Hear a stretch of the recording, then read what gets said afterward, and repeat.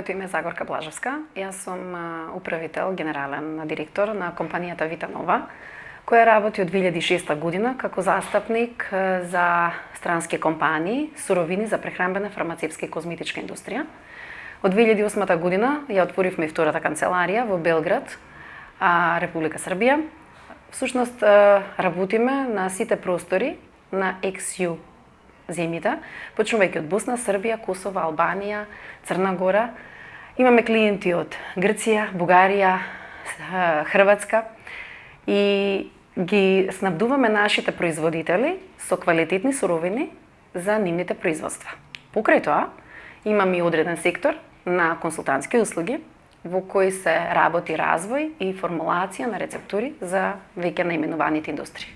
Со самото тоа дека ние соработуваме со производители и ги нудиме услугите на преработки на дел од нивните суровини и готови производи, влегуваме во еден концепт на циркуларна енергија и понуда на преработка на таа првична формулација во повторно безбеден и квалитетен производ.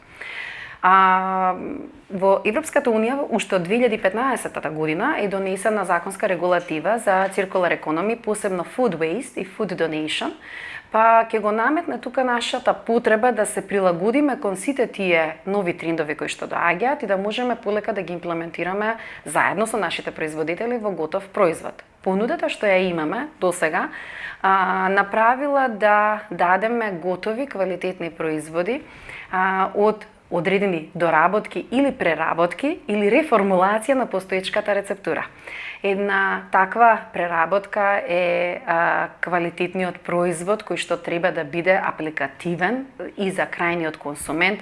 Дали тоа ќе биде смути, дали ќе биде одреден барс, дали ќе биде тоа јогуртна коцка или сирење, се зависи од тоа што нашиот крајен клиент ќе има да побара од нас да направиме готов производ.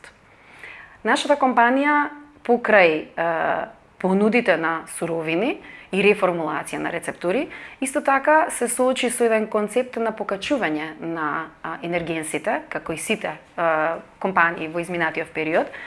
Благодарение на тоа почнавме да имплементираме воведување на соларните системи.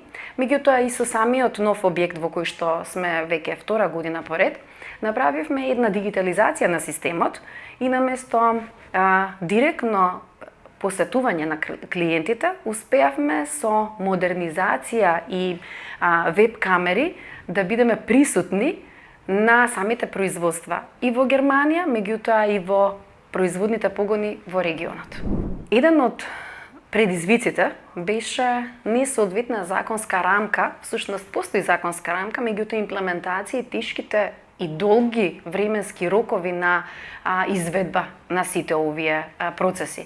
Од идејата до реализацијата на вистина временскиот период и можностите за административните чекори беа еден од најголемите предизвици со кои што не само ние, туку мислам дека повеќето компании се соочија при имплементација. Со оглед на фактот дека Македонија во моментов изработува национална стратегија за наредните 20 години, од голема важност се чекорите на преземање на Green Energy концептите во сите сегменти на имплементирање на оваа стратегија, почнувајќи од прехранбената индустрија, агробизнис секторот, каде најмногу импакт ќе има токму овој концепт на food waste и преработка на прехранбените производи.